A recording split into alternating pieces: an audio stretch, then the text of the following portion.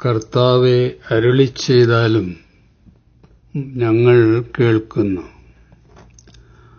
മക്കളെ, പാപലോകത്തിൽ നിങ്ങളെ ആകാംക്ഷപ്പെടുത്തുന്ന പല കാര്യങ്ങളും എപ്പോഴും ഉണ്ടായിക്കൊണ്ടിരിക്കും.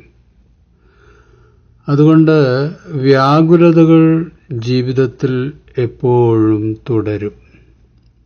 അസ്വസ്ഥതകളുടെ വികാരക്കൊടുങ്കാറ്റുകൾ മനസ്സിൽ ആഞ്ഞടിച്ചുകൊണ്ടിരിക്കും.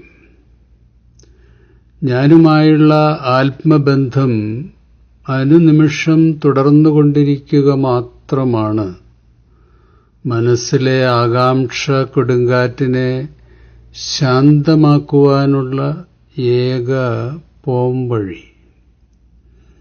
എനിക്ക് നന്ദി പറയുമ്പോൾ നിന്റെ മനസ്സിലെ വികാരങ്ങളുടെ ഗ്രാവിറ്റി കുറയും.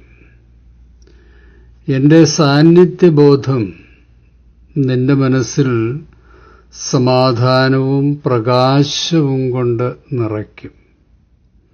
അപ്പോൾ ഭയത്തിന്റെ തീവ്രത കുറയും.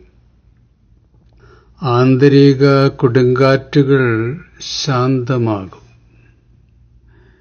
എന്റെ സാന്നിധ്യബോധത്തോടെ പ്രതിസന്ധികളെ കാണുമ്പോൾ ഓളങ്ങളിൽ ആടി ഉലയുന്ന നിന്റെ മനസ്സിനെ പ്രത്യാശയിൽ ഉയർത്തിപ്പിടിക്കുവാൻ കഴിയും.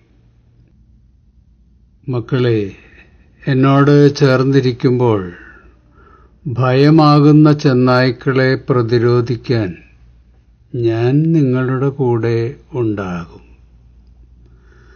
നിങ്ങളുടെ പ്രതിസന്ധികളിൽ ഒരിക്കലും അകന്നു പോകാത്ത നിഴലായി ഞാൻ നിങ്ങളോട് കൂടെ ഉണ്ടായിരിക്കും.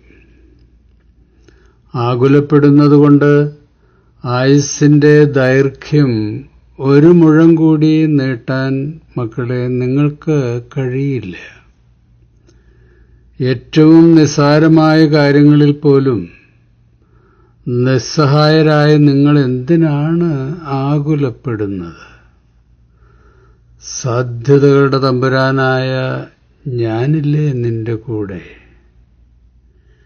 ജീവിതത്തെപ്പറ്റിയുള്ള മറ്റുള്ളവരുടെ നിർവചനങ്ങളെ നീ ഒരിക്കലും ആശ്രയിക്കരുത്. ഞാനും നീയും ചേർന്നുള്ള വിസ്മയ ബന്ധത്തിന്റെ രസതന്ത്രമായിരിക്കണം നിന്റെ ജീവിതത്തെപ്പറ്റിയുള്ള നിന്റെ ഡെഫിനിഷൻ. 36-ാം സങ്കീർത്തനം. അങ്ങിലാണ് ജീവന്റെ ഉറവ. അങ്ങയുടെ പ്രകാശത്താലാണ് ഞങ്ങളുടെ പ്രകാശം. അങ്ങയെ അറിയുന്നവർക്ക് അങ്ങയുടെ കാരുണ്യവും നിഷ്കളങ്ക ഹൃദയർക്ക് അങ്ങയുടെ രക്ഷയും തുടർന്ന് നൽകണമേ. ഈ തിരുവചനങ്ങളാൽ ദൈവം നമ്മുടെ ജീവിതയാത്രയിൽ ശക്തിയും ബലവും നൽകി അനുഗ്രഹിക്കട്ടെ. ശുഭാശംസകളോടെ എ പി ജോർജച്ചൻ.